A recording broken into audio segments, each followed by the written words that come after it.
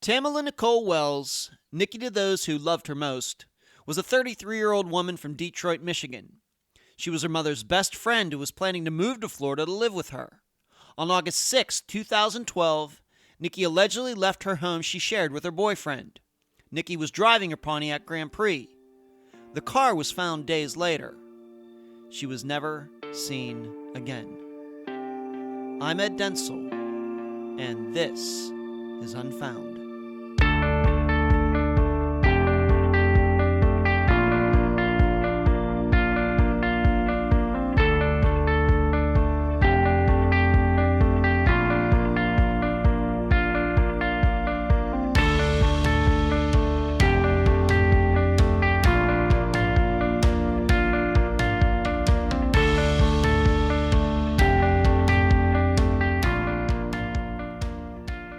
I don't know what pain is, and I think I've been arrogant for most of my life to think that I do.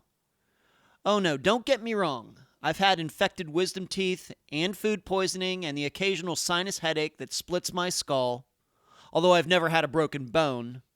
Maybe I'm secretly David Dunn. You can look that reference up. The kind of pain I'm talking about is the emotional kind. In fact, I'm a complete neophyte compared to the guests on Unfound. Yes, I've had loss in my life. All of my grandparents who I was very close to are gone. Over 20 years in the past now.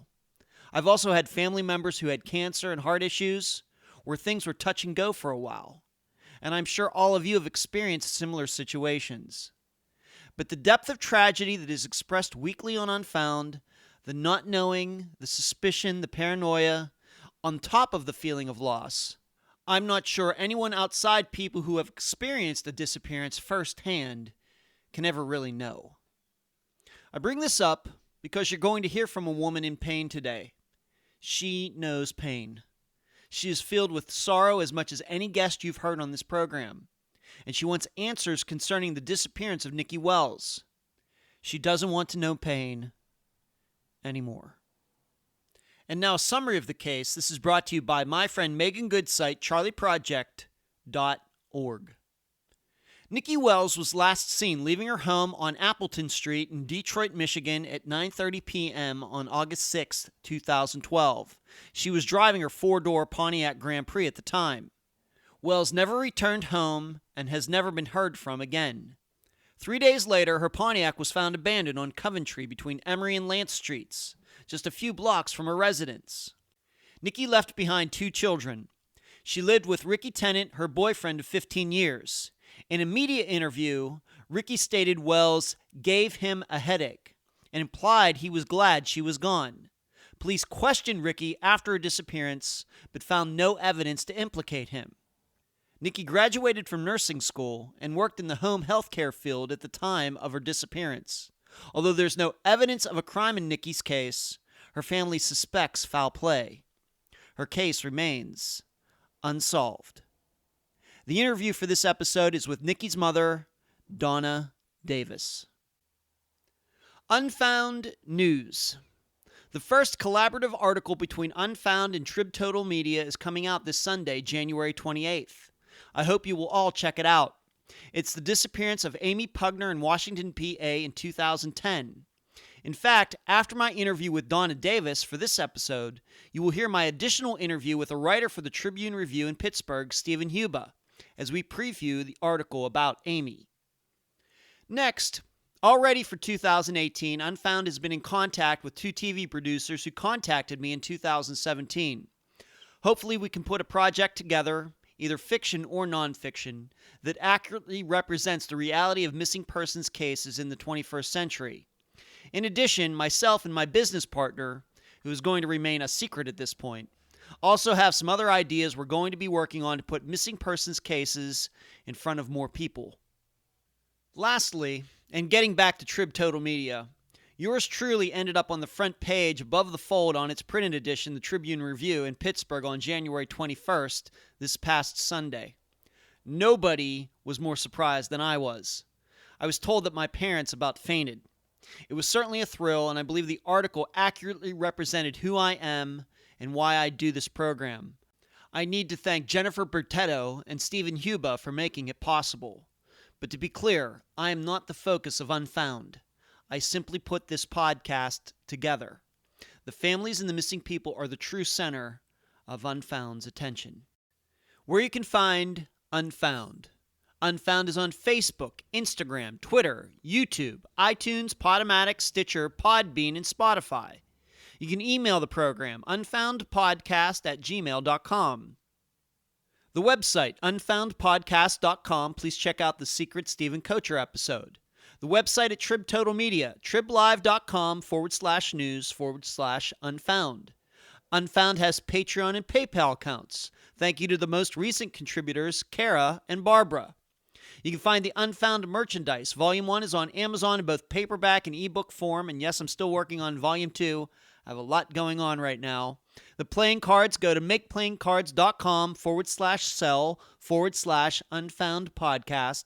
Unfound now also has a store at Shopify.com. The address for that is unfound-podcast.myshopify.com.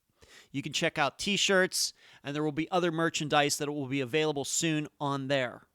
And please mention Unfound on all true crime Facebook pages and other websites and forums. Thank you.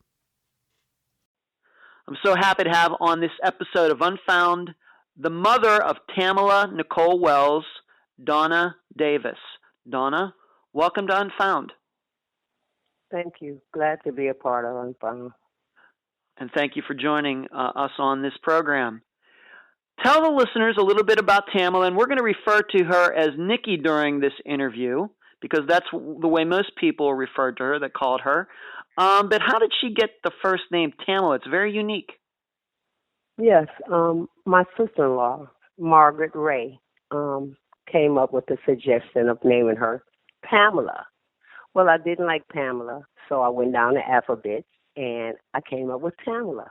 And Tamala just popped out at me. It just hugged me and grabbed me, and so that's what I named my daughter. I named her Tamala Niecole Wells. And her middle name is Nicole, but it's spelled uniquely. And where did you get that name from? Well, my mother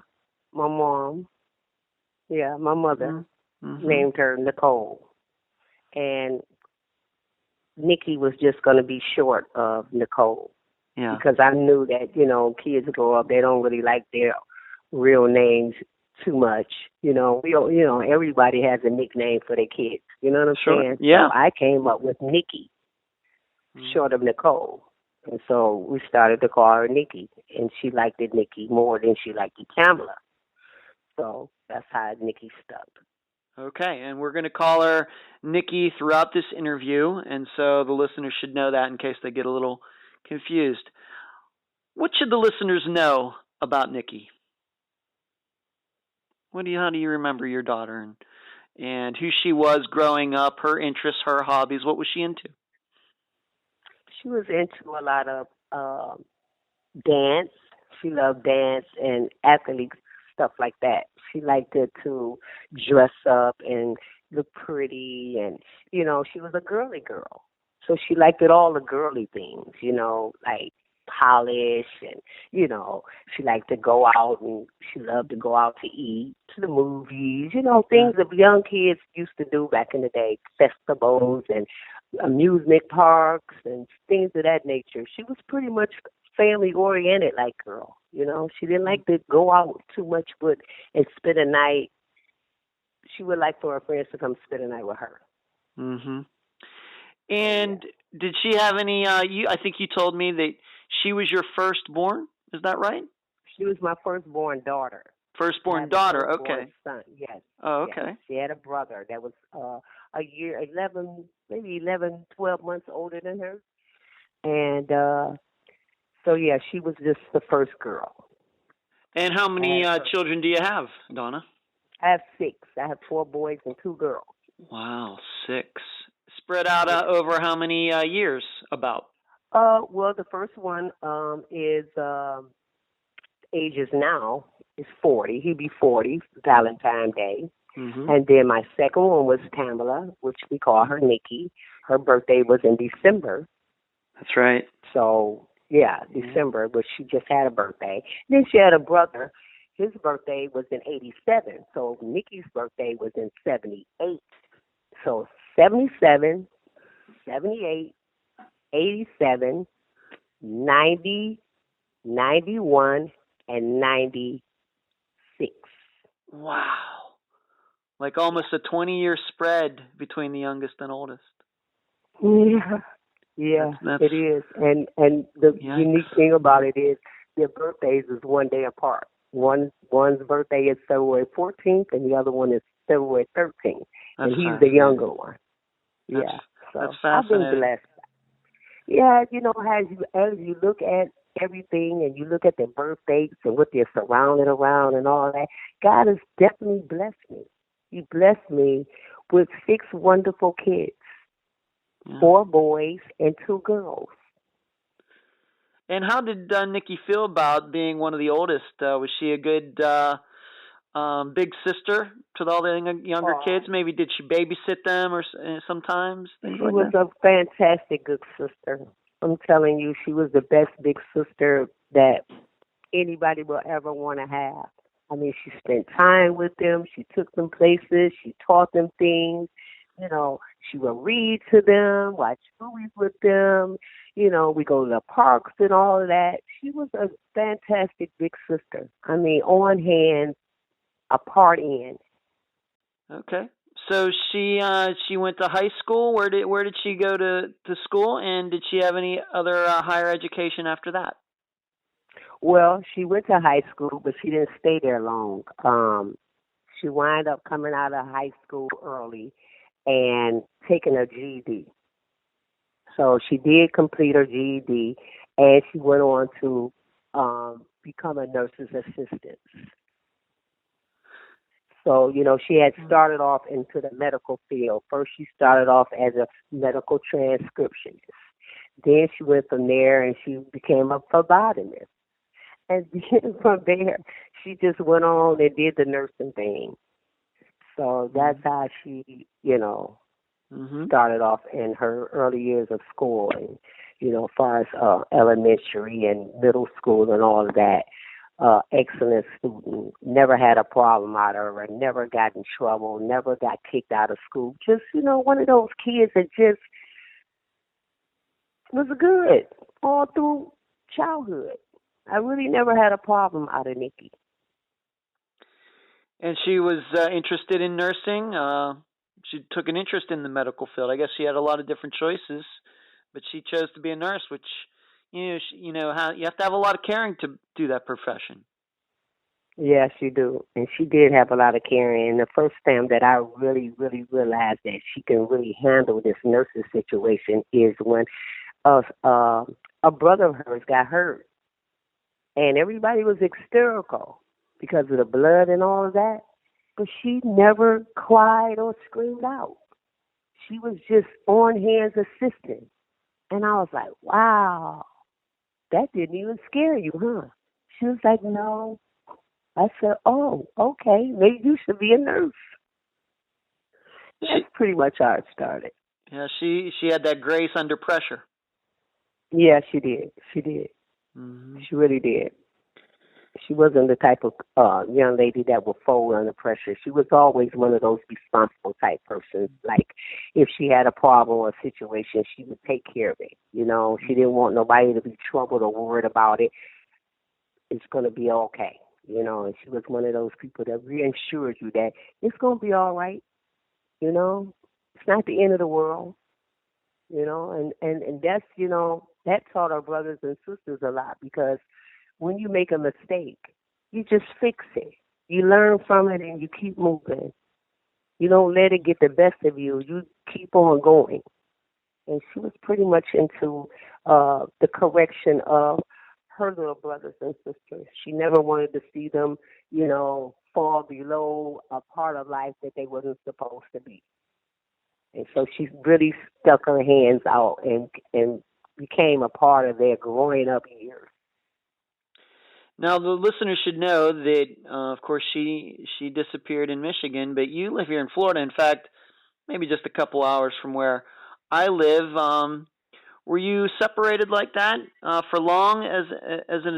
She became an adult. Of course, she was 33.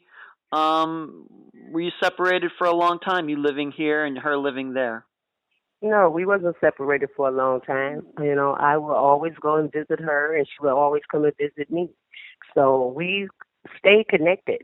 You know, I would go there as much as I could, which was a lot. And you know, because I still have relatives in the city of Detroit. And upon moving here, of course, you get homesick and you get to missing your family. And my mom still stayed there, and all of my cousins and aunts and everything, they still stayed in the city of Detroit. So I will go back on numerous occasions to visit holidays. You know, it didn't even have to be a holiday. Yeah, I just just go want to see go him. home. Sure, You know. sure. Yeah. So Sure. yeah, no, we wasn't separated not at all, Huh. and we kept in communication. And how long have you lived here in Florida? Just to give the listeners an idea, how long have you lived here? I've been here since 2001, Okay. so Okay, about 16 16 years. years. Okay. Thank you. Yeah. Now we're going to talk. I'm going to ask you about a person who actually is going to play a major part, of course, from now on, unfortunately. But maybe you can explain to the listeners how Nikki ended up meeting Rickey Tennant, and the role that he played in her life, and of course, if she knew him for a long time, you knew him for a while. How did she meet Rickey Tennant? Uh, well, strangest occurrence is how she met him. I really put the pieces together. She had to meet him when he stayed downstairs in our apartment where my mom stayed. And he stayed in apartment 1, and my mom stayed in apartment 4. But I never knew he had any interest in Nikki because Nikki was a kid. She was a 15-year-old girl. Yeah. So I never knew that this guy, this gentleman, or whoever he is today, I don't know, had any interest in my daughter. Okay, I didn't find that out until she was 18. And how I found it out is one day she would come home and always leave right back, like someone was waiting on her. And I never could figure out who would drop her off and never waited for her. Since she walked to the corner or was walking from the corner. And one particular day I just said, I'm really going to find out who is dropping her off. And I went to the corner and I waited there. And that's when I seen the gentleman, and I walked up to his car and knocked on his car window, and he rolled the window down, and I realized it was him. Huh. And of course, I was ticked off and pissed off, but there was really nothing I could really do about it because my daughter was now 18. So in order to keep down the confusion of not losing my child to some pedophile, because that's what he was, I just kept cordial. Because now my daughter is 18 and she can do whatever she wants. And what I didn't want to do was lose a connection or a relationship with my child. Of course. So like most mothers, we just been with the pieces. But at the same time, we keep our eyes on you. And a lot of parents run into that. They have both sons and daughters who end up dating men or women, or if they're gay or lesbian, men and women, whatever, that sometimes parents don't like, but they sometimes know if they're too hard on it, that drives the kid away. And that's kind of what you're saying here. Yeah, and that's what I didn't want. And like I said, at the time, Tamala had already had a baby, her firstborn son, and he wasn't the father. But I always thought that her and the father was together. So I really never questioned it too much until I found out, And it kind of broke my heart because it was like, you've been messing with my daughter this long, and we didn't have a clue. So he had enough sense to keep it hidden from us, to keep her in manipulation. Because that's what it was. When you don't tell your parents who you're meeting or seeing or dating, then that's a problem. Because most mothers and fathers and families would like to know who you're dating and going out with. But in this case, we didn't. And how old was he compared to, you said that they met when she was 15. How old would Rickey have been at the time? How much older is he than she is? At least 30, 35, something around in that number. Say 15 he was to way 20 older years. than her. Yes, he was way older than Tamala. Oh, my. Because if Tamala is 33 when she went missing, and he gives the media a number of 56, which I'm going to say 58, you're quite older than her. So what would even possess you in the first place to even talk to such a young girl? But then as time went over and went past, I found out that he was not only messing with her, but messing with a few other young girls that was in the neighborhood. Yeah, I don't think that should be any surprise. I think those kinds of guys do that. You know, when they're into young girls like that, they shouldn't be into it. It's wrong. It's immoral. Everything else. It doesn't surprise me then if they're doing other illegal and immoral things. Absolutely, and there you go with the illegal and immoral things, because the only thing that attracts young girls to older men is that they have to have some type of flash, okay? And which he did. He had money, so he was the flash guy.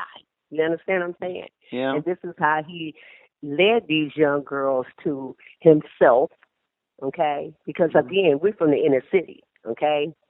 So I'm not going to say we were poor, but we wasn't rich either, you know. And a lot of young girls want the finer things of life way more than the parents are willing to give at this particular time. Because at my stance of me raising my kids, they had to earn certain things. You know, I didn't just go out and buy them Jordan gym shoes because they wanted them. But if they earned those shoes, then of course they can wear that stuff. You know, but they had to put a lot of work and effort into earning something that was that expensive. And being a mother at that particular time of just 3. So it was very difficult to try to, you know, keep up with the Joneses and all of that. Absolutely. You know, and sure. I believe in taking care of my children and giving them nice things and all of that. But, you know, stuff that I couldn't afford, I just wasn't going to do it. You know, and so this was mainly how he manipulated my child. Yeah. Because of the child she was. Yeah, and then he was probably controlling her behind the scenes, telling her not to say anything to you or to any of, brothers, sisters, or any other family members, or probably maybe even friends, because that's what those kinds of guys do. Absolutely. Yeah. You know, not only that, like I said, her grandparents stayed in an apartment, and they all shared this really nice apartment building. It was really, really nice, gorgeous. And like I say, he stayed in apartment 1, and my mother and father stayed in apartment 4. And they didn't even know. Yeah. So really secretive. For all of us. Really on the down low. For all of us. On the down low. Yes. Yeah. But she continued. But she stayed with this guy, didn't she? Stayed with Rickey through being 18. They continued to have a relationship into her 20s, or what happened there? Because to my understanding, he was married, and I don't know if he was going through a divorce or separation or whatever. But when we first met him, he had a wife, and then we didn't see the wife no more. You know what I'm saying? So apparently they were going through whatever they were going through at the particular time. But to my knowledge and my understanding, the house that they lived in, the house that she disappeared from, he lived there with the wife, as well as this apartment that he had secretly for the flash. You know what I'm saying? Mm-hmm. Like a love nest or something. Well, I could say a love nest, but, I could say, like I said, we lived in the inner city. So when guys come up with flash, that means they're doing something illegally. Yeah. And back then, that's what he was doing, illegal transaction. And this is what this apartment building apartment was used for, to my understanding, as I look at the whole picture plays out. We don't quite look at it like that in the beginning because it's set up like a home. You know what I'm saying? But at the end of the day, he never stayed there at night. He was only there in the daytime. So, yeah. Mm-hmm. But he had a place of his own over here, and that was the house that she disappeared from. So they continued on this relationship into the 20s. Maybe he's still married, or maybe his wife's not giving him a divorce. Maybe we're not quite sure. But through her 20s, Nikki is seeing Ricky. But what's she doing with her life? Is she staying on the straight and narrow path, even though he is somewhat suspicious? What Yes, was 20s into her yes, early 30s? What was going on with all that time? yes. Just a young girl wanting to have fun. A young girl wanting to have fun, want to hang out with her friends and do things with her friends, shop and go get her hair done and nails done and things of that nature. And, she was into going to school, still doing stuff for herself, working. She kept a job and, had this sugar daddy on the side. In looking back at it now through those years, did she ever talk to you about him being violent toward her? Obviously, you No. weren't there to see that, being that you had moved to Florida in 2001. But between 2001 and when she disappeared, ever anything like that pop up? A few times, and we would discuss it, and I would tell her, if any man put their hands on you, that is not the man for you, okay? You need to walk away. You need to pick up the pieces now and just go, But again, when these young people think that they're in love, and they think that it's going to work out, then you have to let it be, because at the end of the day, Tamala was grown at this particular time, and she had to be able to make her own decisions. In spite of me, trying to course her and teach her the right things, she still had to make a decision on her own, and that decision she wasn't ready to make. Okay, but again, it would get better, and then it would get worse again. Ups Because and at downs. this particular time she was young, and you want to control this young girl. But this young girl is what you didn't remember or realize or forgot, or I don't know, that she was going to grow up. And she's going to get a mind of her own eventually. And she's going to figure out that I don't think this is the guy I really want to be with. Yeah. Right. And after paying the pieces and playing the tape back of the hostile attitude, the controlling behavior, the abuse, verbally and physically, she was ready to walk away. And you're thinking that was her mindset, in 2012, that she was thinking, maybe this is it. I'm into my early 30s now. I don't need this guy anymore.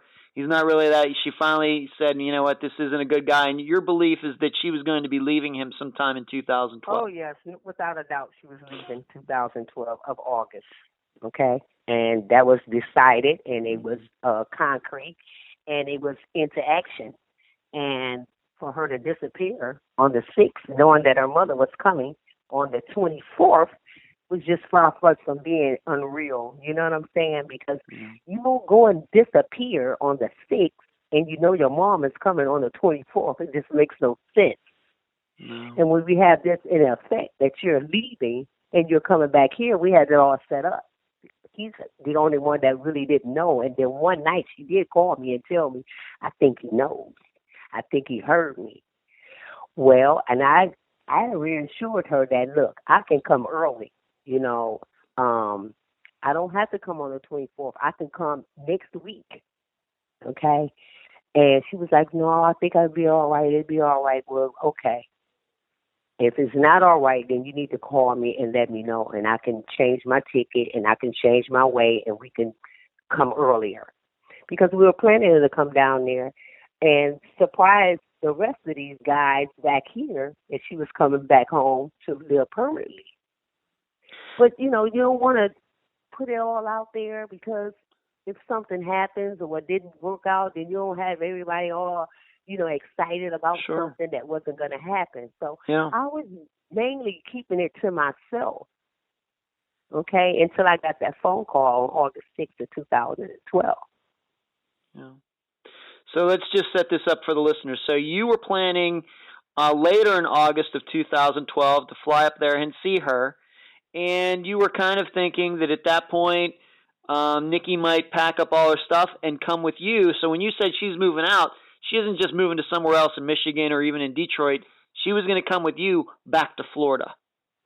Yeah, she was definitely coming back with me Okay. back to Florida. So it wasn't like, I'm going to, assume she's coming or maybe she will come. No, she was coming. And that was the reason that I had a plane ticket for August the 24th, because it was some unfinished things that we had to do down there. And so I figured if I come down there on the 24th, we can handle whatever it was on the 28th. And from that day on, we had the holiday. And then we was going to spend the holiday because the rest of my family was also going to show up down in the city of Detroit. And then we were all going to come back together. Oh. Yeah. Yeah. So that was our plan at that particular time. Yeah. But you, like you said, Nikki said to you that she believed that Ricky, suspected that something was going on, might have been listening to the conversations, maybe on the other phone, maybe he was spying on her. She had told you that. Yeah, she did. And I never really put it out there because I really didn't know how far the situation with her being missing will go. I thought maybe she ran away or something and was just going to stay put until I got there or something like that. But for her not to have called me was just far-fetched from being anything my daughter would ever do. One thing she would do, and that was to take responsibility for anything that was going on, but she would also let me know what it was. It wasn't like a surprise, you know what I'm saying? She would always let me know whether I wanted to hear it or not, what was happening. And for her not to make contact with me was nothing like her, because she would never go without contact, ever. Yeah. So we come to August 6th, 2012, but I just want to ask you this. Are we even sure that that's the day that she disappeared? When was the last time you talked to her before she disappeared? I talked to her on that day, August Okay. 6th of 2012, and it had to be about 9 o'clock. And this is the time that the boyfriend claims she left home, okay? Mm-hmm. And that didn't ring truth with me because I don't know if he knew or not, but I had talked to her, okay? And I can tell something was wrong, but she reassured me that everything would be okay and that she would call me later. Well, the whole day went past 9. I said, okay, well, she never called back, so maybe she'll call me tomorrow morning, because I fell asleep. And I got woken by the phone call at 6 that morning saying that she didn't come home that night. And I'm like, none of this makes sense to me. I just talked to her at 9 last night, and for her not to come home is just far from being kind of strange because it was a Monday. And I never forget the day. It was a Monday. And Tamala Nikki never, okay, hung out on weekdays. Never hung out on weekdays. And this was summertime. You understand what I'm saying? Yeah, I do. What little girl would be up at 6 o'clock in the morning on a summer day?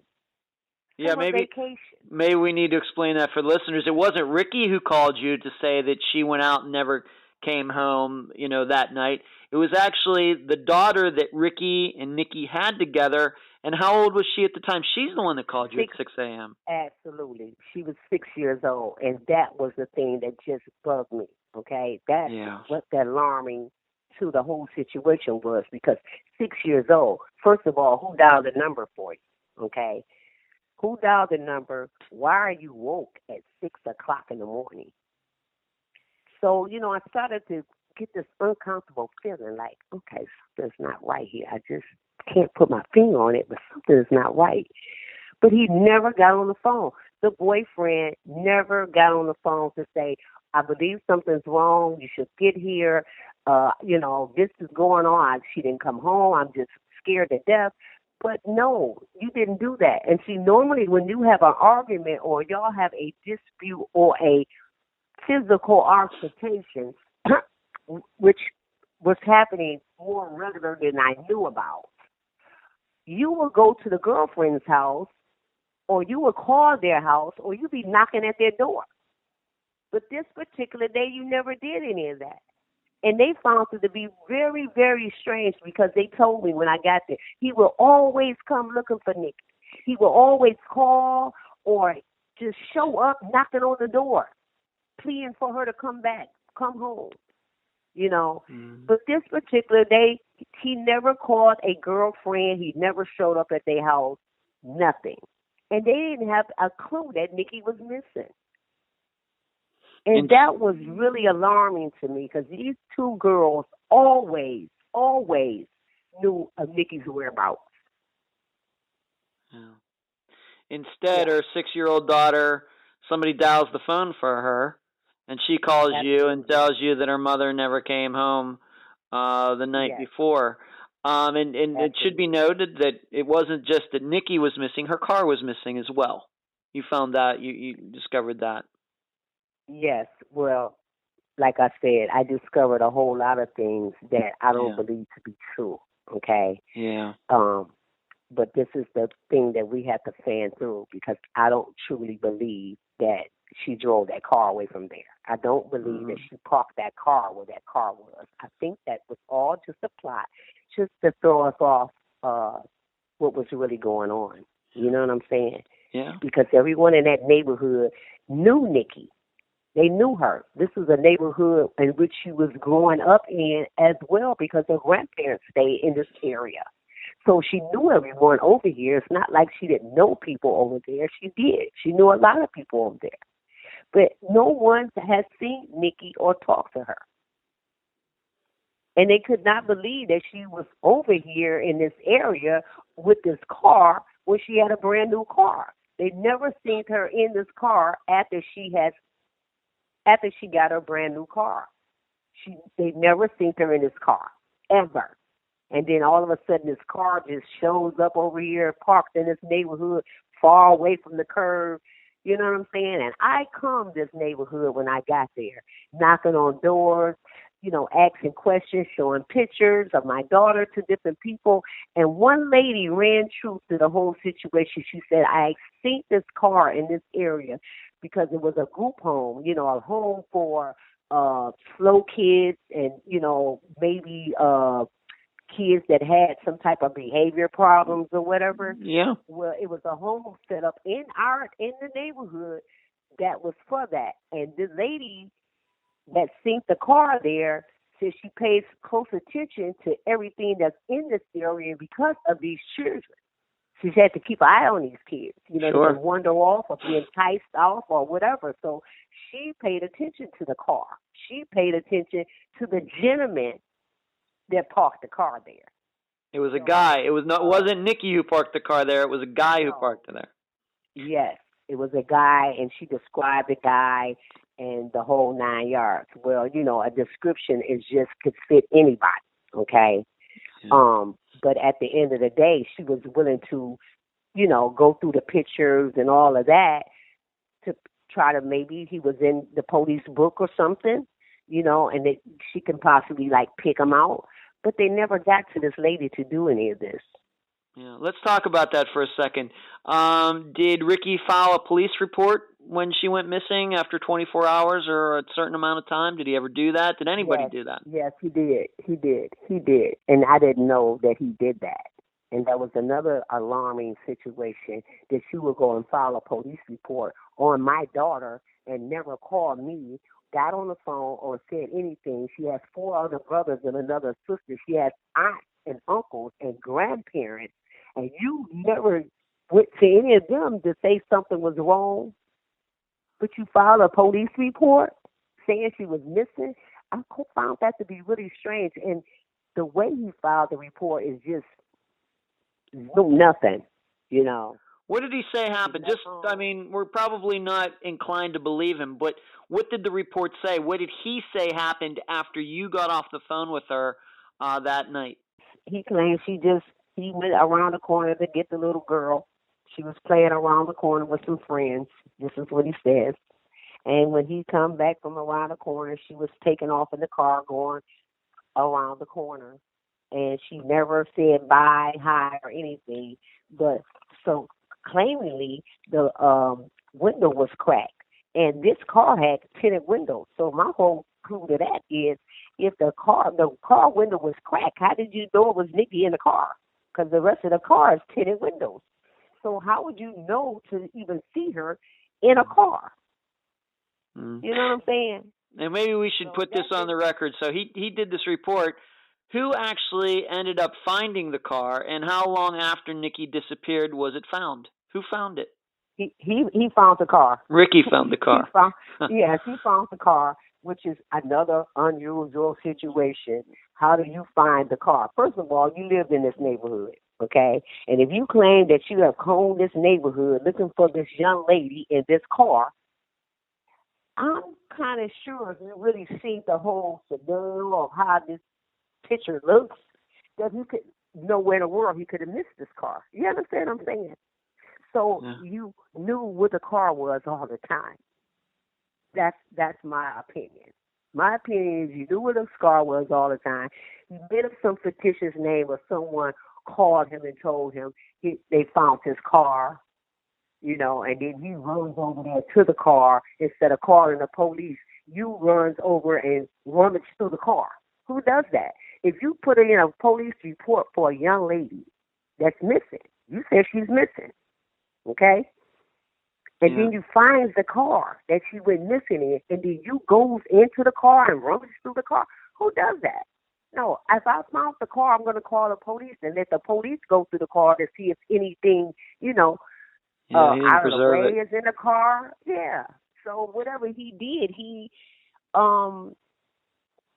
destroyed everything. And when they found it, was there any signs of violence in it? What? No.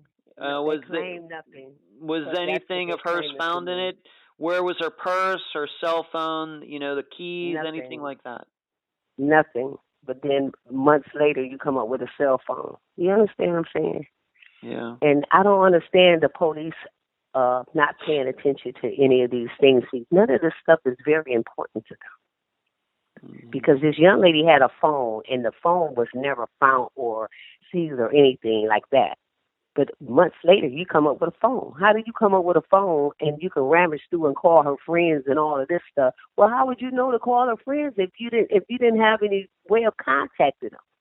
The only way you can contact these friends is through her phone. You wouldn't have the numbers personally yourself. Yeah. But nevertheless, this police report was filed on August 9th. And I'm going to say August 9th because it was really August 8th when the police report was filed. He waited till the clock struck 12. Okay? That made the date change to another date. So really, you filed this report on August 8th of 2012. She waited till 12 o'clock so it can turn to August 9th of 2012. You understand what I'm saying? And if she went missing on August 6th at 9:30, and you filed a report on the 8th, that's not giving her a lot of time. No, it's not. That's not even giving you a lot of time to even go to a friend's house and, get to the friends and talk to the friends, do any of that, which you did none of that. And that's what I found it to be really strange. And so they said a person filed a report, and at the time he put his age as being 55 and hers 33. That's still too old. First of all, he put her age as 29 when he knows she was 33. How do you make a mistake like that being the boyfriend of a relationship that you claim has been 15 years or more? This is what he claimed. Yeah, I didn't see a 15-year relationship. I seen an off and on sugar daddy. That's what I saw. But nevertheless, in the report, he put pro, last saw victim leaving above location, driving a 4-door 2001 white Pontiac Grand Prix, license plate number, VIN number. He had all this. I mean, he had the VIN number. He had the license. I'm sure you can. He was very prepared. He was very prepared. Right. Pro states victim has not come home and has not responded to phone calls. Pro Pro states that there are no major family issues. Victim is in good mental, physical condition. Victim has not gone missing before. Pro states that he has drove around attempting to locate victim but was not found, has not found her. Pro has a child in common with the victim. That's it. So did the police do much? I mean, did they talk to him? Did they question him? Did they give him a polygraph test? I mean, what can you tell the listeners about any of that? And I know I want to get into what you did when you get up there as well, but the police, did they do anything, to look at Eventually, they Rickey? gave him Eventually, they gave him a lie detector test. I think it was maybe a month or so after Nikki went missing, and he flunked. He flunked the test, and he flunked it 3 times. And which he had the nerves to call me and tell me about it. But see, I had already knew about it through the police department. Had already called me and told me he didn't pass. Okay, and that's all they could tell me. They couldn't answer any questions that I wanted to be answered, but they did tell me he didn't pass. Okay, and later on, I found out that the questions that they asked him just went off the charts of him lying.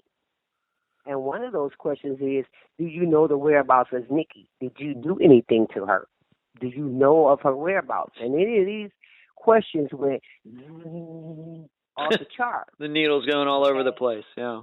Yes, and one more thing that stood up in this situation was that he got so hostile. He got so hostile with the people who were polygraphing him, till they thought they was going to have to, they was going to have to, put him in restraints. Who acts like that if you're trying to find a young lady that you believe something has happened to her? Why would you have an attitude? Why would you? Listen, if I didn't do something to somebody, I'm going to prove that I didn't do it. Now, we already know in all circumstances, I know he watches a lot of police shows. In fact, he was watching one when I arrived, as though he was trying to learn something from this program, because he never took his eyes off the program. And I'm here in regards to where my baby is, and you can never look at me or anything. You never took your eyes off this TV show. And I never forget the show was 48 hours. I mean, he was into it. Like, my son looked at me, I looked at him like, what the hell is he sitting here watching 48 hours for? But nevertheless, he never contacted anyone in her family before making a police report. Then you get hostile and nasty and cocky and arrogant and cussing and all of this stuff. Who does that if you're trying to find your baby's mother, your girlfriend you claim that you love so much? There's no way a man that I would be dating would act like that if something happened in this situation, such as happening with my daughter, would act any way like this. No. I can't see anyone in their right mind that loves someone and cares for someone and has the deepest concern about their whereabouts would even act this way at all. So that was alarming to us. So you went up to, once you found out about all this, how soon did you, of course, we know that you were already scheduled to go up to Detroit later in August, but you got there much earlier. I mean, what did you do when you got up there? You start passing out flyers? My plane left on the 13th. I couldn't get a plane out. I was trying to get a plane the day that the little girl, my granddaughter, called me and told me her mother didn't come home last night. My heart started beating like something isn't right. I just felt like something was wrong. And so from that day, I tried to get a plane. But heck, you can't get a plane out of here when you want to. You have to go on schedule of when one is leaving. So I had to wait almost a week. But almost a week, I had to talk to a little girl, my granddaughter, on the phone for 7 days almost. And no adult never got on the phone, ever. I had to send someone from down there to that house and have him to call me. And that's when he decided to call me. And then when he called me, he was so calm and cool and collected, as though nothing had happened. Like, really? So, that was alarming. It was more alarming to my son than it was to anybody else. Because I'm at this point, I'm trying to keep a composure because all I need to do now is just get down here and see what the heck is going on. And of course, anyone knows as a parent, we're not going to fly halfway across the world to our kids who's already grown up unless we believe something is wrong. I began to get scared because at a 911, they're going to call back no matter what. Like, let me just call my mom because she is not going to stop until she gets me. But now, when you were up there, though, you organized the search, and what happened there? He didn't even take part in the search, did he? No. He came out one time, and that particular time I had to force him out. Like, he's claimed he had something to do. First of all, when I got there, my daughter was receiving public assistance, only EBT food. She wasn't getting any checks or they wasn't paying any of her bills or anything of that nature, but they was giving her a food card. And his main concern was to go get this food card changed over in his name. And I'm saying to myself, really? You were more concerned about a food card than you are her? And that's where he claimed to have left to go, to the social services or whatever they call it down there. I forgot, it's been so many years. But that's where he was claiming to go when I got there. And that was a little while after I got there. The house was in disarray, like I explained to the police. I've never seen the place look like that ever. It was in disarray. It was a hot mess, as though someone was rambling for something, searching for something. All the light bulbs were screwed out. The shades were pulled. It's like, okay, are we going to open up the shades and let some sunshine in here or something? I mean, it's dark, it's gloomy, and it's a hot mess in here, I told him. I said, you need to clean this place up. It is terrible. Yeah.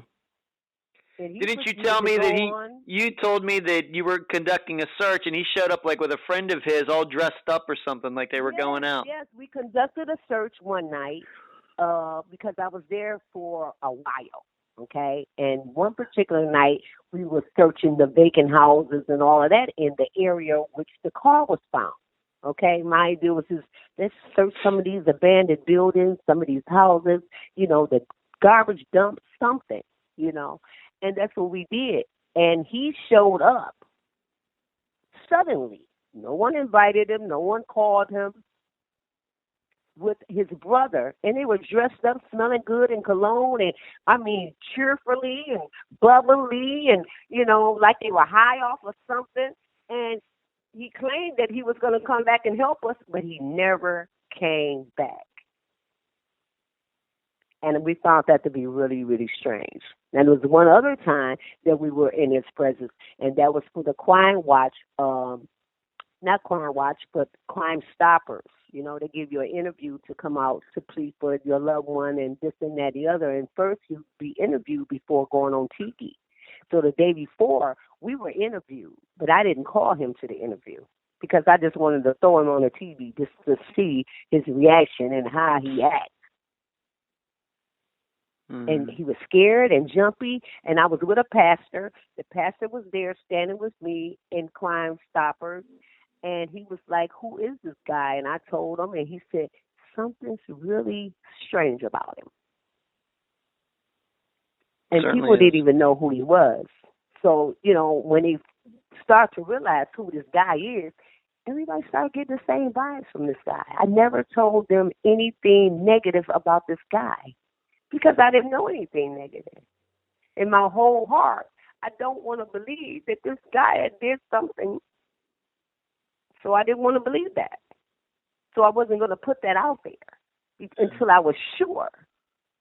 And when did you become sure? How long after she disappeared were you pretty sure that, of course, this is still just an opinion, but in your opinion, that he did something to Nikki? A few weeks, because of his attitude and his obnoxious attitude and his arrogantness and, the cussing. And then he went to telling the news that I was accusing him of doing something to Nikki, and I never, ever, ever let that come out of my mouth. So when he said that, that brought a whole big alarm me because one day we were given a visual prayer in a yard across the street from where Tamala lives, okay? And I couldn't understand why he wouldn't even let the little girl, my granddaughter, come to the prayer. That was for her mother. He was more worried about why we was in these people's yard and why we were over here. And so when the people pulled up, because they gave us permission, they offered their yard to me. They gave me permission to be there. Nevertheless, when they pulled up, he went to rabbing and raving to these people, and they was like, hold up, sir. We gave her permission to be here. And what did they say that to this man for? He just bounced up and down the street. He was, how a madman to go up and down the street and walk and come back. And that's what he was doing. And I found that to be really, really weird. Sounds weird. What side are you on? What side are you on weird. here? Sounds weird. We're fighting for the, you know what I'm saying? We're fighting to try to find Tamala. We're not fighting with you. And that was the end of this roller coaster right here. And it's been a roller coaster ever since. No cooperation, no love, no concerns, nothing.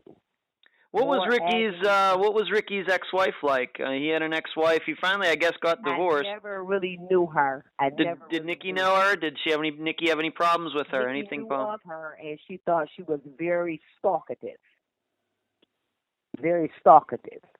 One of those type of persons that cannot take no for an answer. It's over. It's over. Why you keep coming around? Why you keep calling? Why you keep showing up? That type of person. And that's pretty much all I knew about her. I didn't know her at all. No.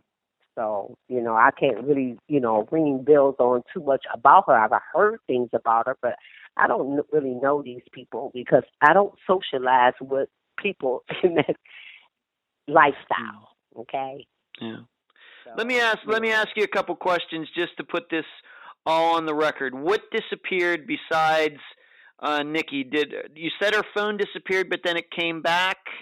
He had her phone or something? Could you explain that maybe a little bit more? I never saw the phone, but one day he called me and told me he found her phone. And he was calling some of the numbers in her phone. So you were under the impression that her phone had disappeared with her, but then at some later point, he's claiming he has her phone. Absolutely. And I found that to be really strange. And, of course, I reported that also to the Detroit Police Department, who seems to ignore everything that I report to them. It's just a bunch of he say, they said. We don't need to listen to he say. Well, what are you listening to when you asking someone to call anonymous to Crime Stop? That's he say. So why don't you want to hear my he say? I am the one who know more about this young lady than anybody know about her. And see, this is the whole thing with people in the police department. They don't know the family. They don't know the lifestyles of these people. They only look at what they can find on Google and police searches and things of that nature. And this is how you round about, I guess, come to your conclusion on who this person is, and it's far from being anything like the person. Okay? Yeah. Did the police ever ping her phone where her phone bounced off the last or anything like that during their investigation? No, I don't believe they did. I don't believe they did, but they claim they did. First of all, you are the police department, so you know how to do certain things for us. Get the phone records, pin the phones, do the traces, the whole 9 yards. None of that they did. First of all, they pressured me into getting the phone records. I had to pressure him into getting the phone records, which he was never willing to give me the phone records. The phones were in the boyfriend's name. So why aren't you running your ass down there trying to get me the phone records? I had to get the phone records myself, okay? And I finally got them, and I was able to take the phone records to the police department. Now, what they did with them after that, I have not a clue, but I can tell you what I did. I called every number that was on the phone, okay? Most of them was friends that had changed their numbers, um, answering services that people wouldn't answer their phone, things of that nature. So I don't really know too much about it. I just knew that it was one particular young gentleman and his sister that was on the phone line, and I talked to them vaguely. The sister was on the search with us, and even the sister started to think maybe her brother did something, you know. And I'm like, well, I don't know. We don't know who did something. My whole thing is that's what we're trying to find. See, if we can find her, then we can find out who did it with other. You know what I'm saying? Yeah. And my whole thing is, if we can find her alive, we can know more. Even if we find her dead, we would still know. But you're talking about 5.5 years. That's enough time for anybody to get rid of anything, okay? And it gave this boyfriend enough leeway to do whatever it is that he wanted to do. So when you saw those phone records, that call that you had with her that night, was that the last phone call? Was that the last? Were you the last person that she talked to? No, there was another phone call. There was several other phone calls after that, and the last one was at 11:45, and that's the one that I'm trying to find out where was she when she made that phone call. Do you know who that was that she called? Do you know who she called? Some young lady from over that side of town, but that doesn't put her on that side of town. What did this girl ever say what the conversation was about? Did you track her down? She did tell us what the conversation about. She was just, Nikki always called and they always talked, and it was just a casual phone call. They didn't really talk that long or anything, just, hey, you're all right, and this and that, and da-da-da, and that was it, just girlfriend chat. So what you're saying is that Nikki talked to somebody at this other friend at 11:45 p.m., and we just need to remind the listeners that it was only then about 6 hours, 15 minutes later, that Nikki's daughter is calling you. So it's a very small window in which Nikki disappeared. Very small. Absolutely. Very small. Very, very small. And that's the shadow right there. Yeah. And she was still in existence at 11:45.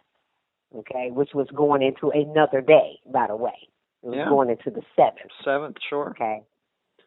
So, did she disappear on the 6th? Did she disappear on the 7th? Did she disappear on the 8th? Who knows? Only the boyfriend truly knows that. Because if I stayed with a man and I left my house at dark on a Monday, first of all, I'm going to be questioned about where I'm going. Second of all, I'm sure they're going to know what I had on, okay? I'm not going to be fighting with a little 6-year-old girl, arguing with a little girl, telling her, no, she didn't. Yes, she did, Daddy. No, she didn't. No, she did, Daddy. You know what I'm saying? Or what she had on when she left. So that was, again, strange to me because I don't know no adult that's going to sit and argue with a 6-year-old child. Right. But yet you couldn't get on the phone and talk to her mother or her parents or her brothers or her sister about what you think happened, or if something happened, how come you never made communication with neither any of us? Yeah, because he didn't talk to you specifically for like a week or even longer. Absolutely. after she disappeared. Absolutely. And that was the strangest thing right there. Yeah. And then when you talked to me, you had no concerns about the situation. No, you of course, like you said, you ran into him later, these searches that he didn't take part in and everything. He just had a lot of just very bizarre behavior. And actually, we're going to be talking some more of his bizarre behavior in this interview that Crime Watch Daily did with him.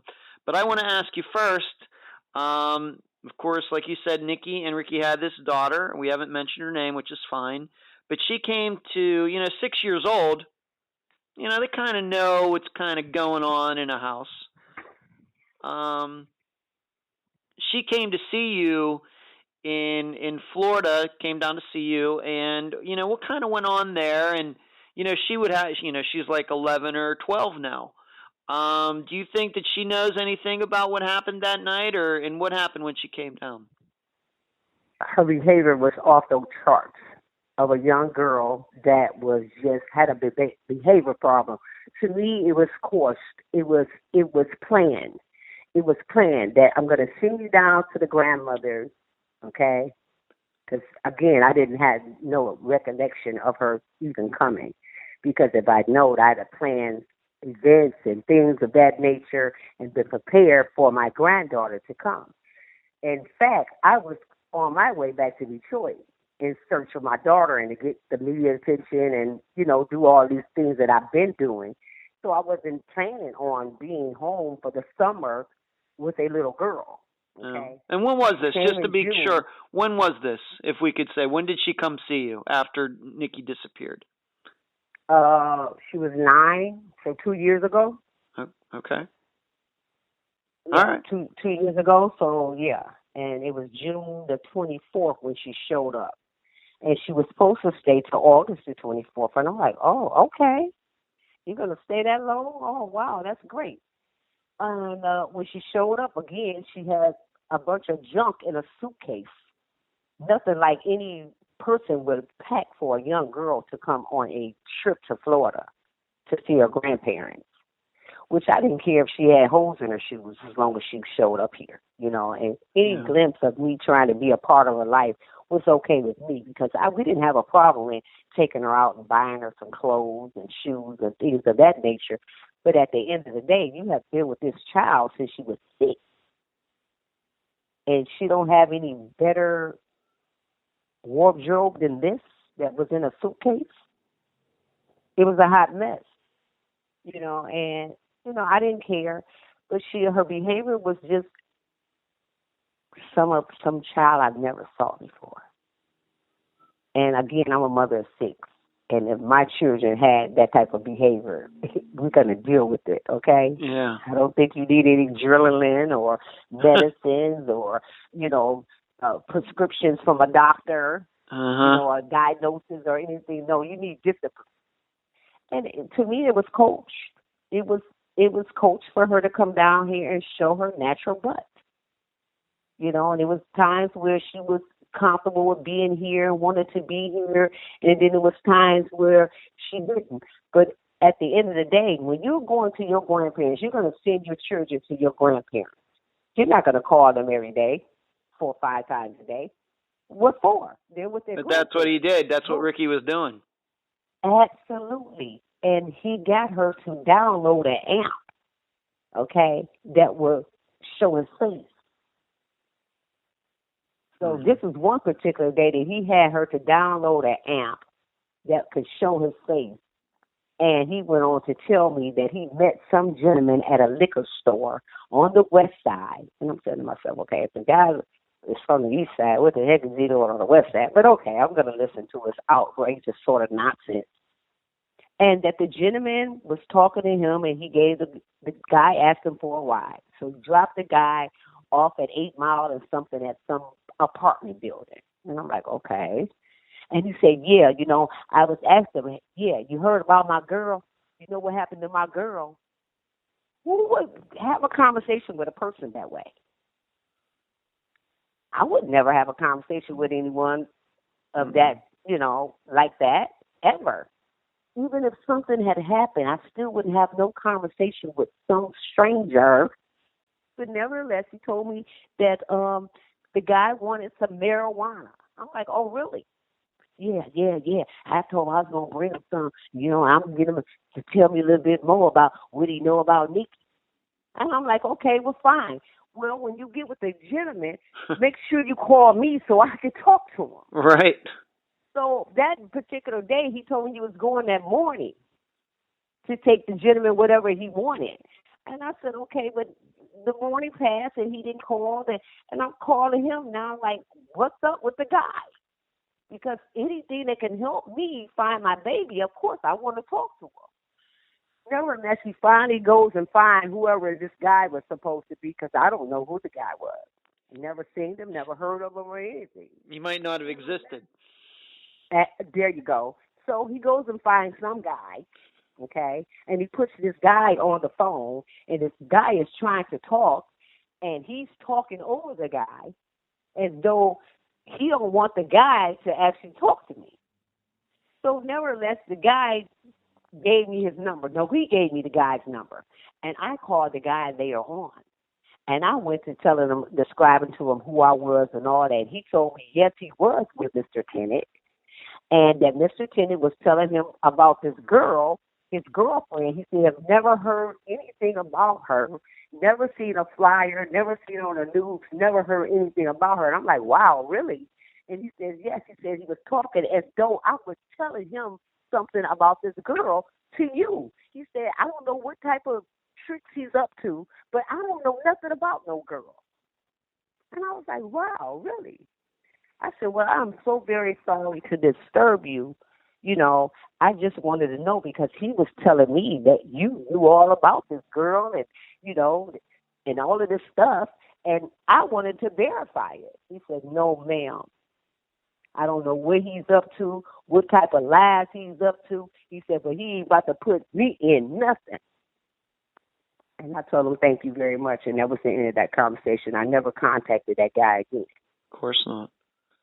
So this happened while Nikki's daughter was down seeing you. Do you happen to believe do you happen to believe that maybe the daughter was sent down there maybe to just keep an eye on you or something like that? You know, or yeah.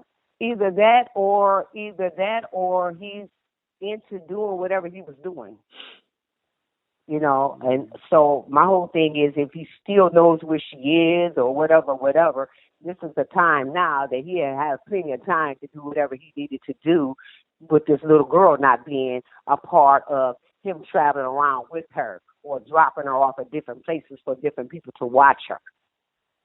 Knowing she was waiting down here, out of the way, of course I can do whatever it is that I want to do.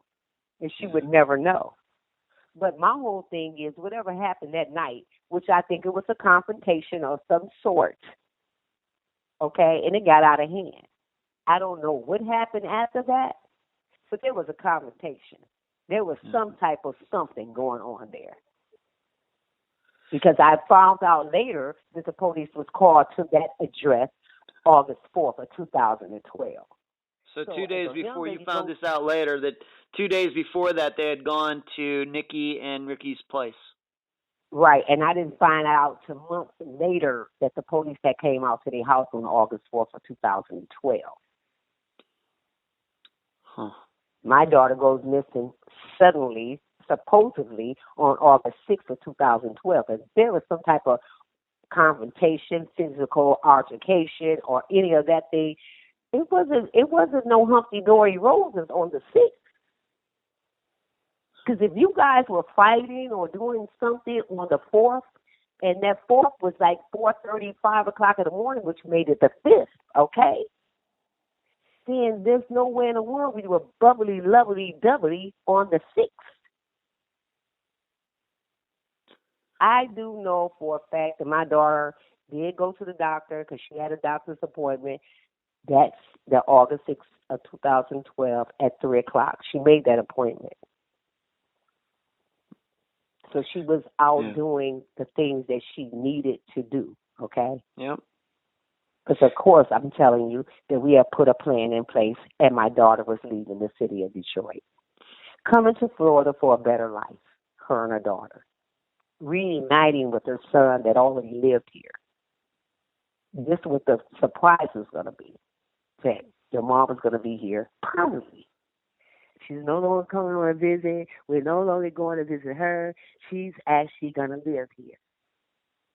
But that never happened. So with that not being, being able to happen and all of that, it brings a whole lot of line to all of us. Everybody says the same thing. And they don't even know this guy. That they believe he's done something to her. And if he's done something, he needs to tell us where she is. You don't tongue in a family for 5, almost 6 years. and keep on this chaos and confusion and disturbance in a family that's looking high and low for a girl that they love so much. And you're keeping all of this chaos going on, and you're keeping a child that should be a part of our lives while her mother is away. We should be in her life, helping molding her in a way that she should go. But instead, you keep her from us. You've changed the phone number. This is the guy who has changed his phone number I don't know how many times since this young lady has been missing, okay? I would never change my number because I know my daughter knows my number by heart. And I'll be stupid to change my number where I have no contact at all. But this guy changed his phone number. He has her phone shut off. And it wasn't even 2 weeks after she went missing. He had the phone shut off. You know, before the listeners get an idea that this is just something that Donna herself has experienced regarding Ricki, you can actually go onto YouTube and see him doing an interview on Crime Watch Daily.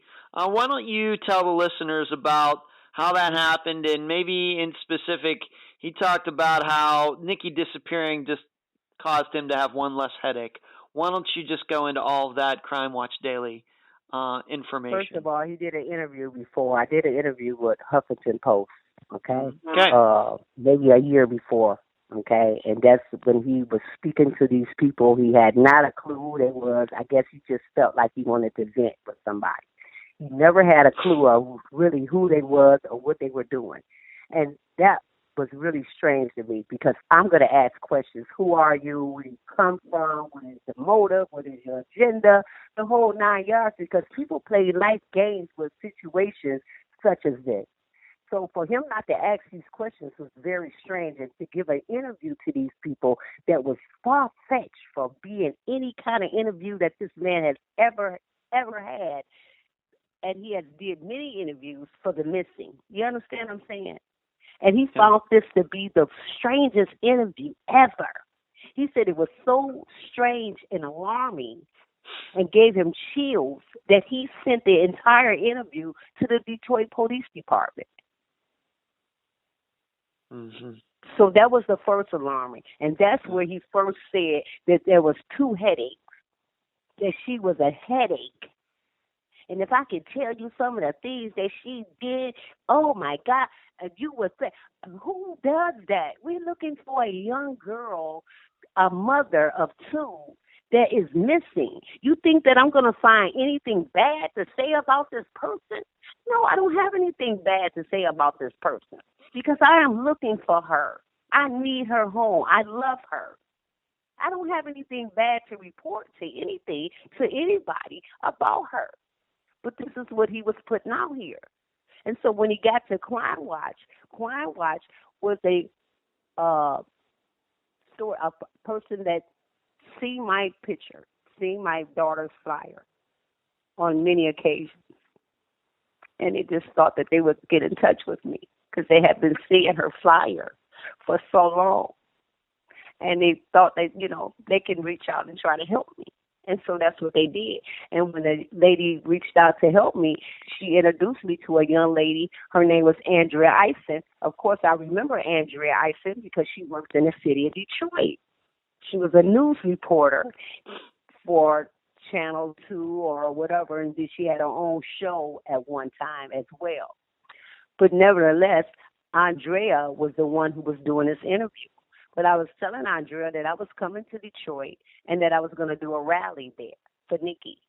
And maybe it can bring some awareness and strike some memories, and maybe someone would be willing to speak up after all this time and tell us something. Nevertheless, she asked me when would I be there, and I asked her if she could be a part of the rally, and she said, yeah. So she decided, hey, well, why are you here? Well, let's just do the Crime Watch.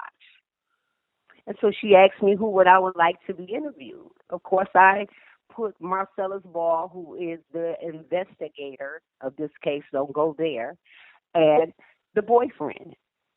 I actually wanted him to be interviewed.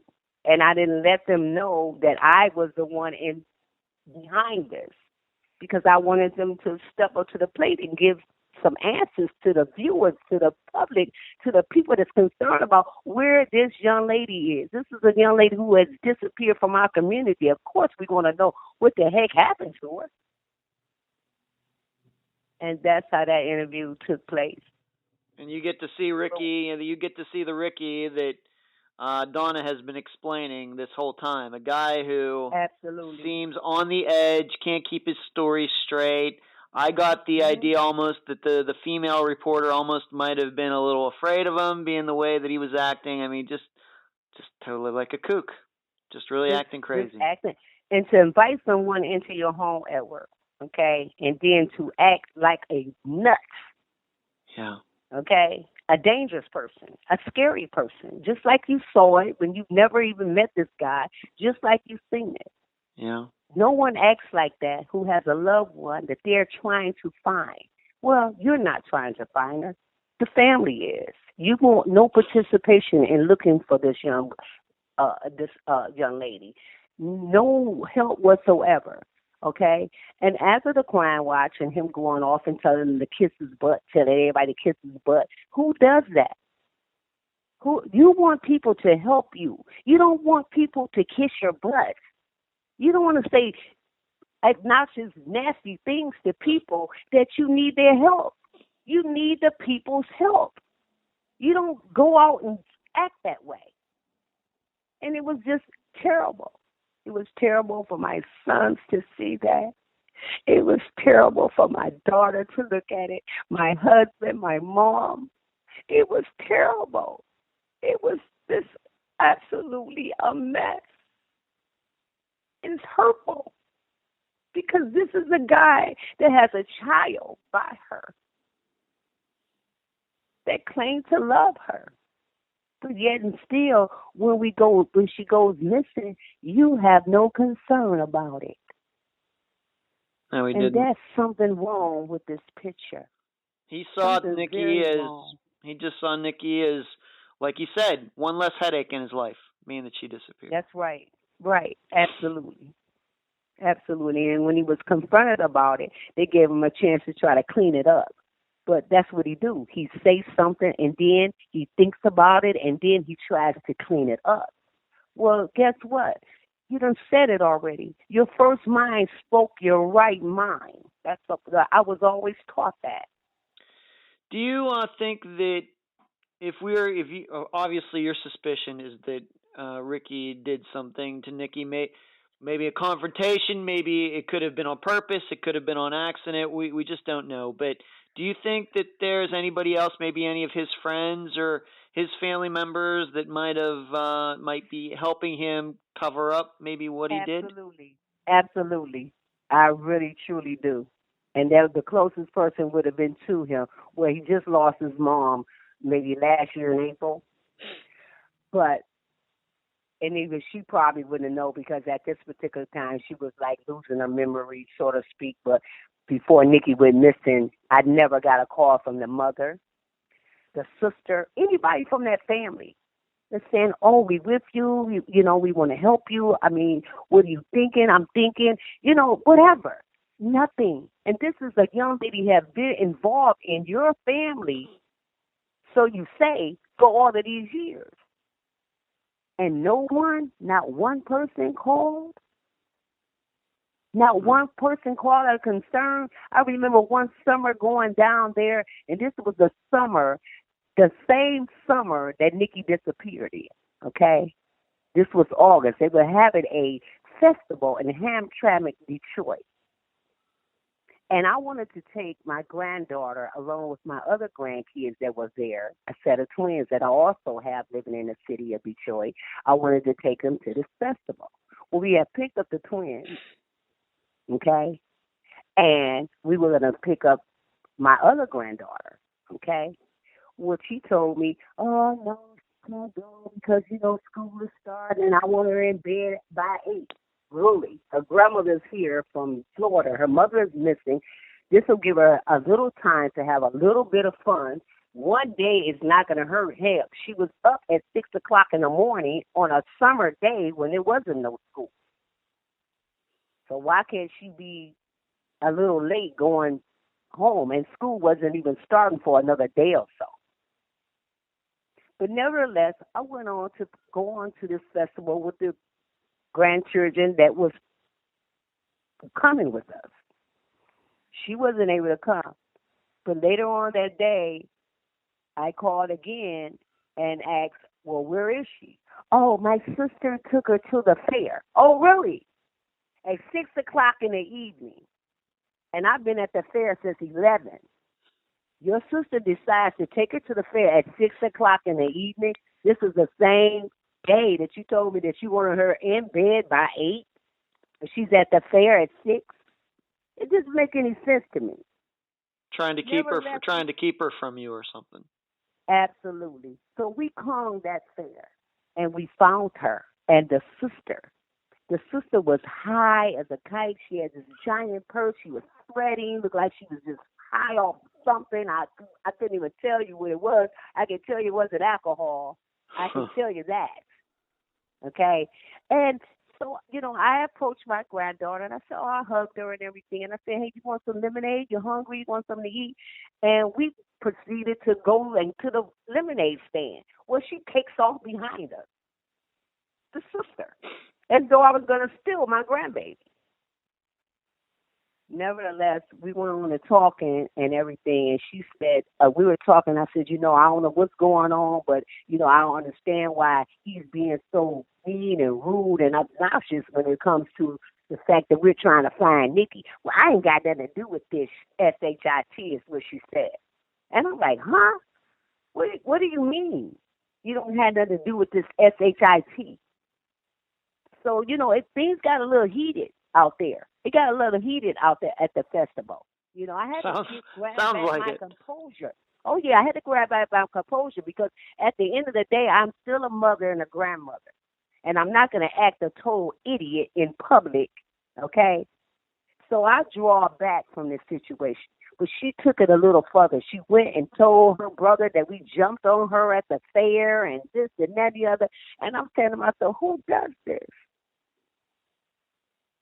And he called and he threatened my son. And so I had my son to call the police department and make a police report because I don't know what is up his sleeve, but I wanted to set the record straight.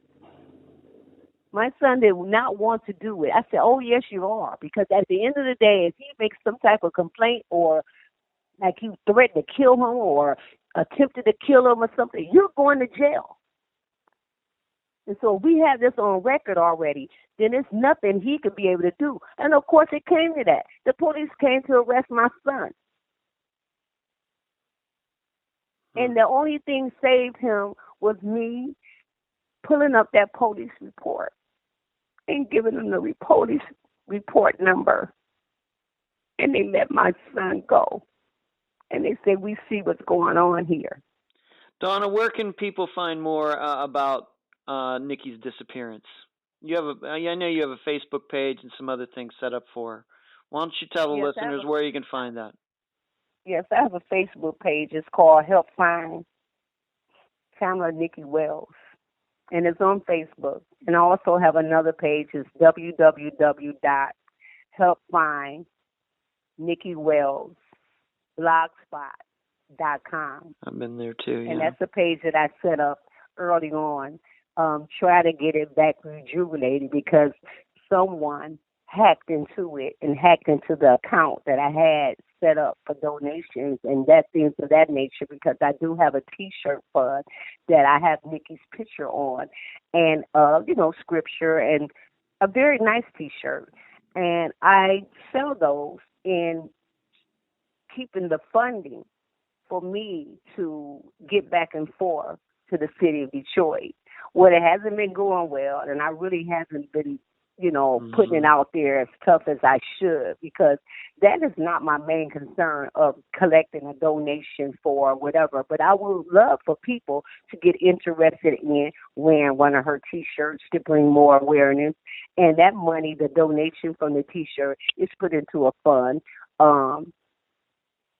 hopefully I would never have to use the fund when it gets set up again, because in just in case we find her and she's safe, well, she's gonna need a new beginning.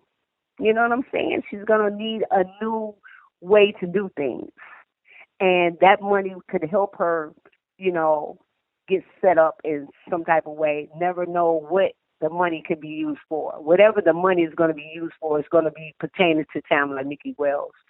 And she also, again, she has a daughter, and I can't exclude her daughter just because of the fact that the father is an idiot, okay, and he's manipulating and controlling.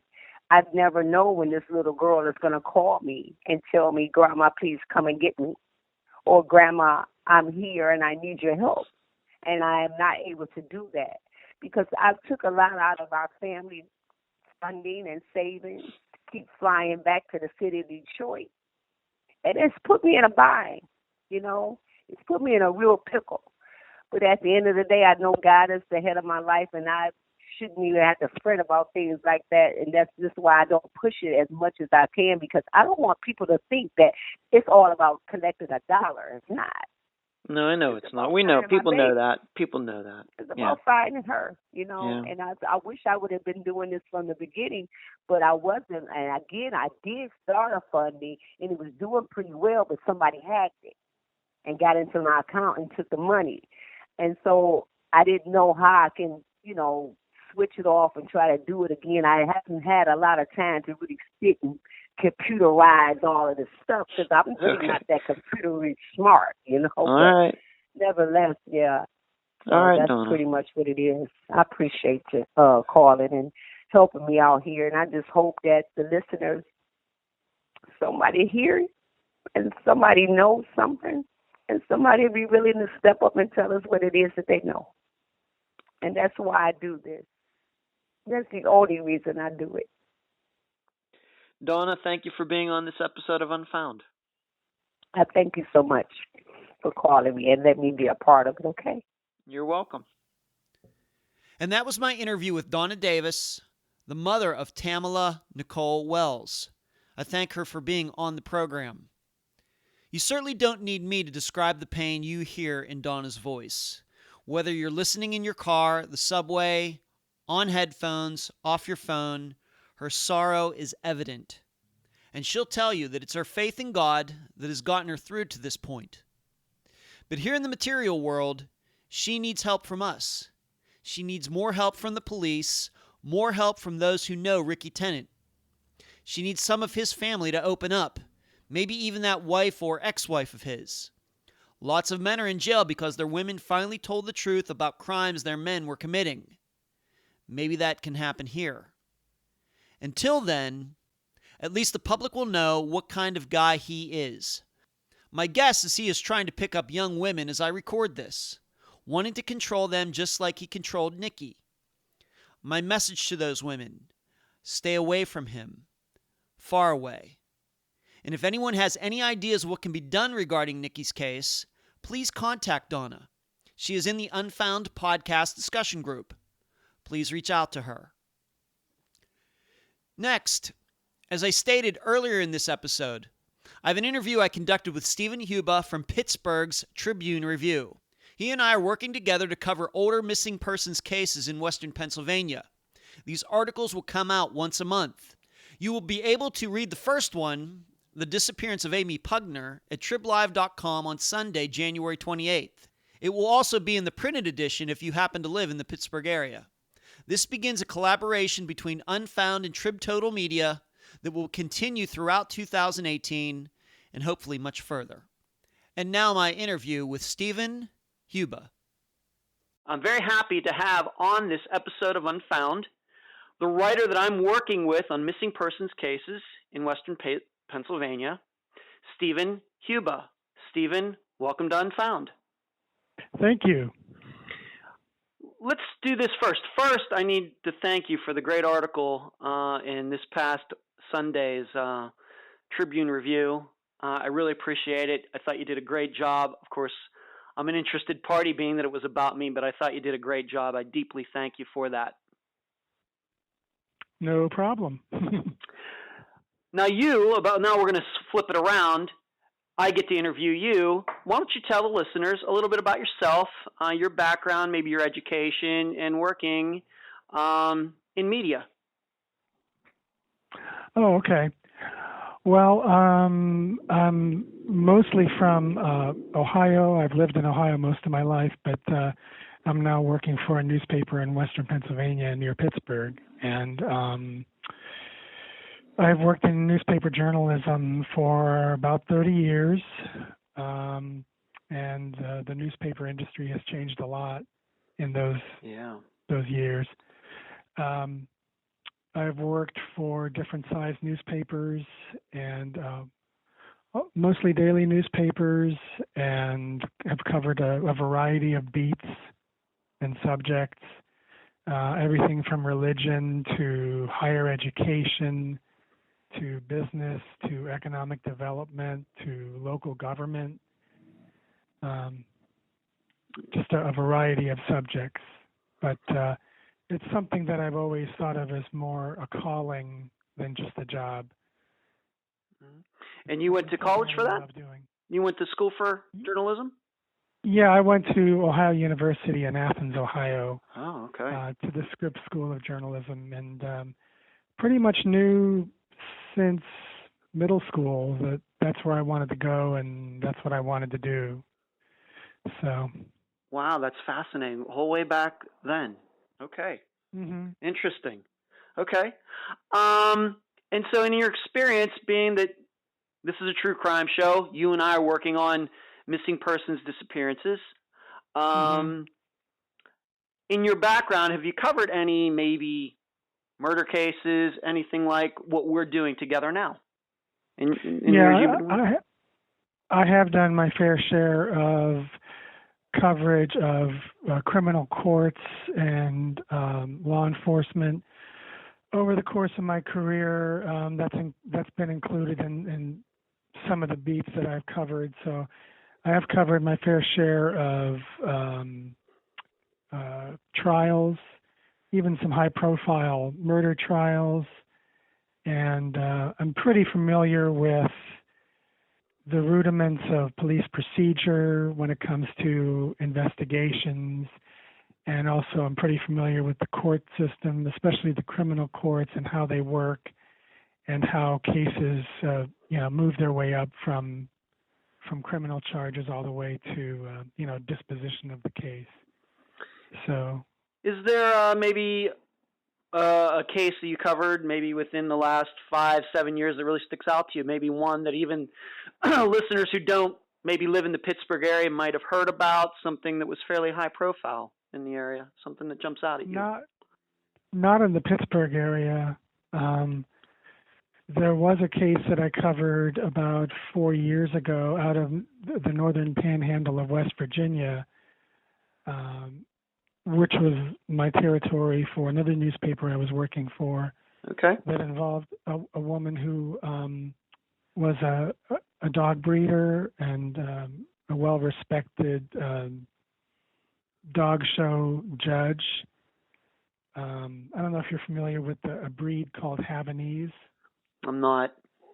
They're small. They're small dogs, and they have long hair, and they're referred to as Havanese. And she was investigated by local authorities for mistreating some of her dogs, and that was a case that got a lot of attention at the time. And her dogs were taken away from her, and it was just kind of a sad case.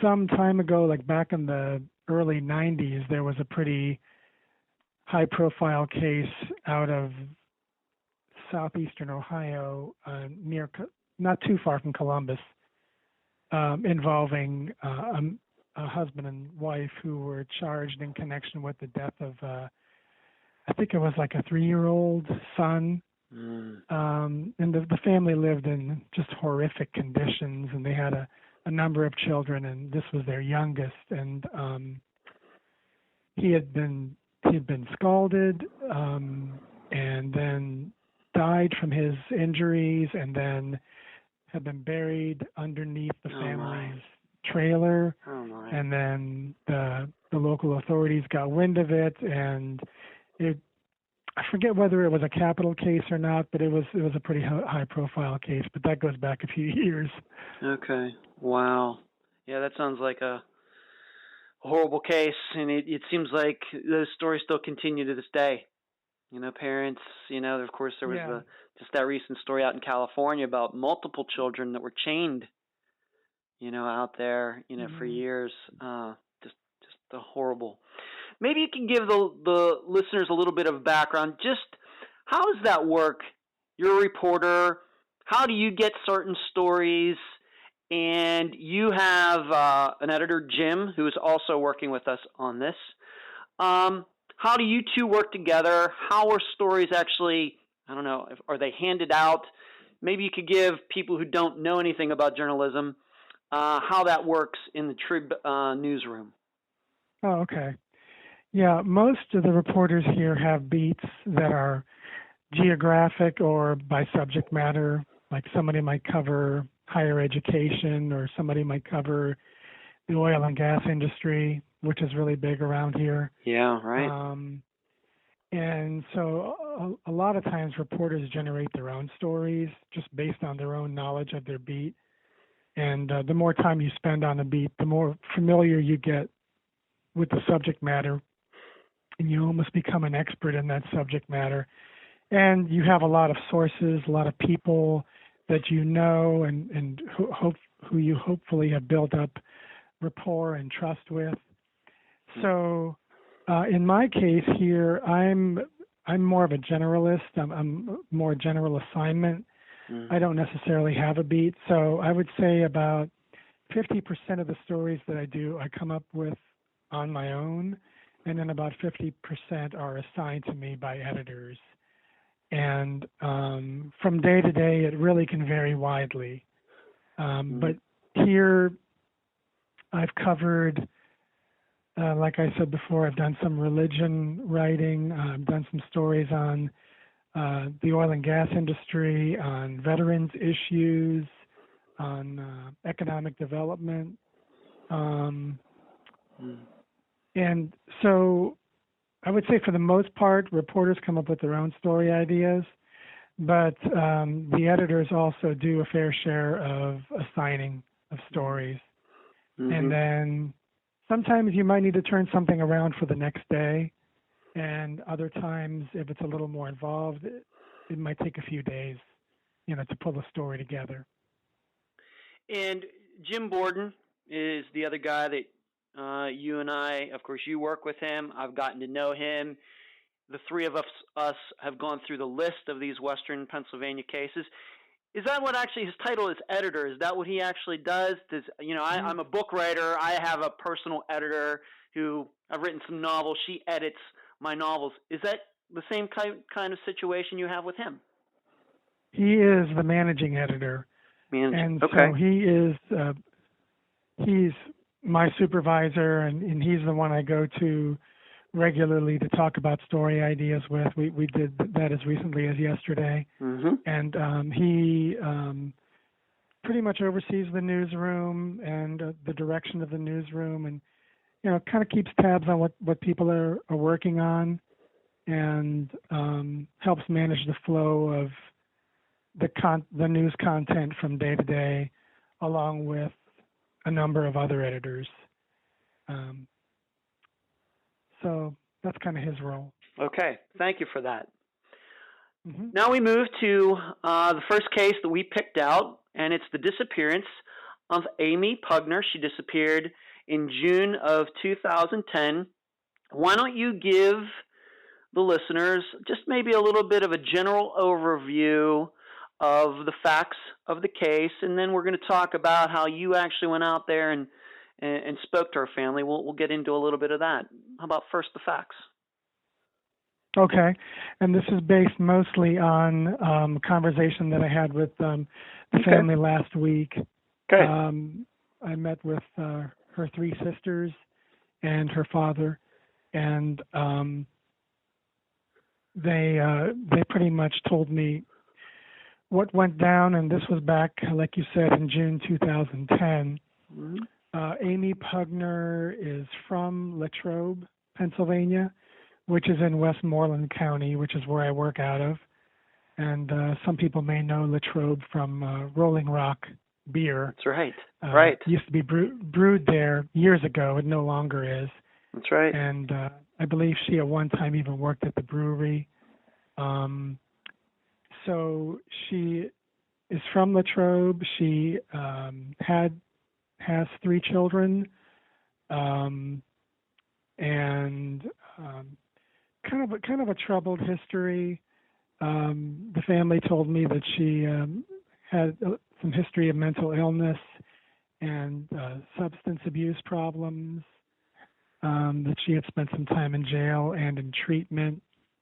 2009, one of her sisters made arrangements for her to go to Washington, Pennsylvania, which is one county over. It's south of Pittsburgh. South of Pittsburgh, yeah. Right. She found a bed for her at a treatment facility and drove Amy down there, but she didn't stay there long. Probably something that I've not run into yet. You, of course, have years of reporting experience. In Amy's case, we have this issue of some sort of ransom. Have you ever run into that before in any of the crimes that you've covered? I certainly have not yet. Have you? I have not, no. And this struck me almost as like a quasi-kidnapping case. Because there were phone calls from someone asking for money and a specific amount, which was $30,000, and saying that if the money was not forthcoming, that Amy's life was in danger. It was threatened. Mm-hmm. So this struck me almost as like a kidnapping case, not just a pure missing person or disappearance case. I agree. And once again, the listeners are reminding them, you're a guy who has been doing reporting for a while. You went to school for it. And in all your travels, this is the first time you've ever heard of something like this. It's almost like, I think there was even an episode of Columbo going way back to the 1970s that was something like this. And it's very unique.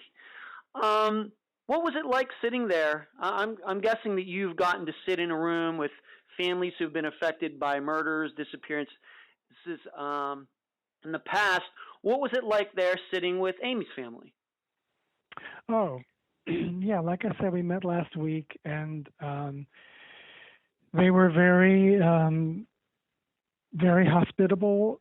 We sat around a table in the kitchen there in Latrobe, and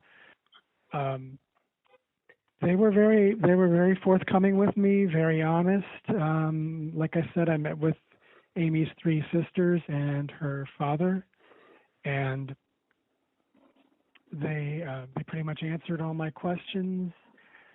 There were some discrepancies, mostly I would say from the fact that this happened 8 years ago. Yeah. So people after a while, your memory becomes fuzzy. Yeah. And true.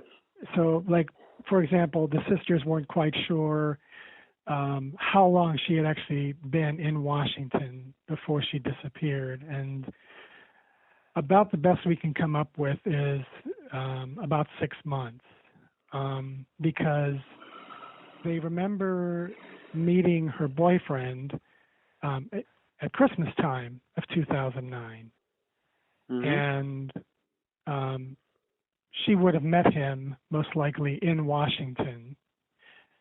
So we know she was living in Washington at least as far back as Christmas time of 2009. Of course, she disappeared June 9th or 10th in 2010. So she had been in Washington for about 6 months, maybe more. Yeah, and do we know this boyfriend's name? The guy that she had brought back, I guess, back to Latrobe for Christmas in December of 2009. Yes, his name was John Martin. Okay. And they said that he had worked for a drilling company in Washington County on a drilling rig. And, with a job like that, you tend to move around a lot. Mm. And they talked to him they knew him a little bit. They talked to him around the time of her disappearance and even afterward. Apparently, he also was questioned by the Washington police in the city of Washington. But they have not been in contact with him in recent years. Okay. And like you said, with the oil and gas industry, those guys do move around quite a bit.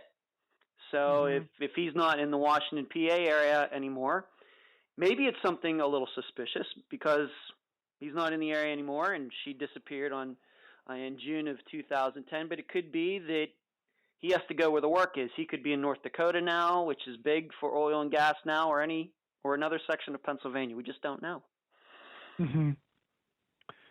Yeah, I've tried to reach him using a phone number that goes back to the time of her disappearance. So there's just no telling as to the accuracy of the phone number. Okay. It should be stated, as far as I know, he's not a suspect or anything like that. He was simply questioned. He was Amy's boyfriend at the time, and the family. He's someone that the family would like to speak to again. I can say that much. Okay. So listeners, I urge you to go to triblive.com. It's going to be on the website. It's going to be in the print edition as well. The Disappearance of Amy Pugner. It's going to be a thorough story of her disappearance, just as thorough as we do on Unfound. And I'm going to be continuing to work with Steve. Put out another story in February, March. We're going to be doing a monthly column covering a disappearance in Western Pennsylvania, and you can expect Steve to be on here the Friday before those articles come out. Steve, it's been a pleasure working with you so far. Any last words before we end the interview? I just hope that this story and the others that we do maybe move these cases forward. Most of these are cold cases, sometimes going back years. They are.